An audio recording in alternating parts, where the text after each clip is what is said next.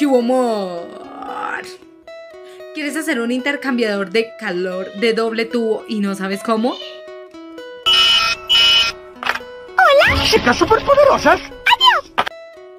Para esto requieres los siguientes materiales: 90 centímetros de tubo PVC 3/4, 2 test de 3/4, 3 cables macho-hembra de 3/4, un pitoma, 40 centímetros de manguera, un tubo de cobre de 1 metro, 2 embudos, 2 codos de 3/4. En nuestro caso conseguimos estos materiales en la ferretería Bodegas donde Don Fermín. ¿Quiere que le baile? Haría eso por mí.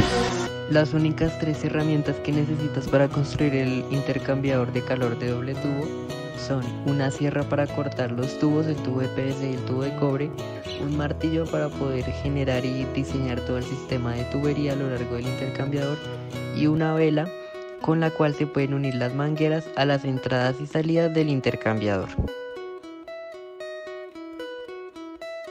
Lo primero que vamos a hacer es medir la temperatura del agua, donde la temperatura fría es de 20 y la segunda, que es la caliente, es de 80. Para saber si nuestro intercambiador de calor sirve, lo mejor que debemos hacer es pues un experimento, y eso es lo que veremos a continuación. Vamos a echar agua fría y agua caliente al mismo tiempo, entendiendo que es un intercambiador de calor lineal. Una eternidad más tarde. Una vez acabado el experimento, tomamos las temperaturas finales para saber si de verdad funciona. Y efectivamente, amigues, nos funcionó. La temperatura está en 45 y 30. Algo anda mal. Los datos para el intercambiador de calor de doble tubo diseñado: en primera instancia, para el fluido caliente, que está a una temperatura de 80 grados centígrados, encontramos el calor específico, la densidad promedio del agua, la conductividad térmica, la conductividad térmica del material del tubo, o sea, en este caso la del cobre, la viscosidad promedio de la temperatura y con ayuda de la página de IPPR. Asimismo, para el fluido frío, la temperatura, el calor específico, la densidad, la conductividad de tanto del fluido como del material y la viscosidad promedio de temperatura del flujo. Con respecto a la geometría del sistema, se registraron los diámetros internos y externos para el tubo de cobre y el tubo de PVC, así como la longitud de los mismos, siendo el de cobre de 1 metro de largo y el de PVC de 80 centímetros de largo, y las constantes de conductividad térmica para cada uno de estos materiales. Por consiguiente, encontramos ya los resultados que tienen que ver con todo lo de transferencia de calor con respecto al intercambiador de doble tubo.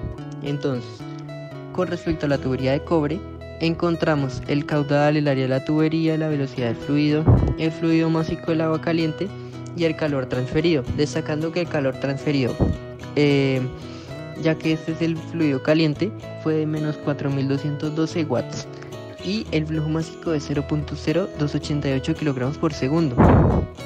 Ya correspondiente a la tubería de PVC, que es la que se encuentra a una temperatura de agua ambiente de 20 grados centígrados, se encontró de igual forma el caudal, el área de la tubería, la velocidad del fluido, el flujo másico con un valor de 0.0258 kilogramos por segundo y el calor transferido, que ese es el calor que absorbe este fluido frío, con un total de 1079 watts. Seguido a ello, se observa que en la tabla 2 se realizaron los cálculos de los números adimensionales del sistema con ayuda de las velocidades para ambos fluidos, siendo el fluido 1 el fluido que se encuentra a una temperatura de 20 grados centígrados, temperatura ambiente, con un número de Reynolds de 982.30, lo cual denota que es un flujo laminar, un número de Planck de 0.023 y un número de Nusselt de 0.7469, correspondiente al fluido 2, que es el del agua caliente a una temperatura de 80 grados centígrados. Se obtuvo un número de Reynolds de 10.717.99, denotando consigo un flujo turbulento, un número de Planck de 0.0107 y un número de Nusselt de 0,9877. No, ya después de todos los cálculos, pues finalmente se establece la tabla 3 con los resultados de los cálculos de diferentes coeficientes esenciales del intercambiador de calor de doble tubo, como lo es el coeficiente de transferencia de convección externa e interna, el coeficiente global de transferencia de calor sucio, el factor de ensuciamiento y también el factor de ensuciamiento corregido y el coeficiente global de transferencia de calor sucio corregido. Todo esto en base a propiedades como velocidad, calor específico, conductividades térmicas de cada material, la densidad, viscosidad, flujos másicos. Y pues a partir de esto también se establece el diagrama para el LMTD, que pues es la diferencia de la temperatura media logarítmica. Y pues en este caso el tubo interior es el de cobre y el exterior es el de PVC. Y lo que se hizo fue tener en cuenta las temperaturas de entrada y de salida. Y pues se asumió un flujo paralelo para construir la gráfica que se encuentra en la parte inferior. Y pues el valor del LMTD fue igual a 32.71 grados Celsius o 240.43 grados Kelvin.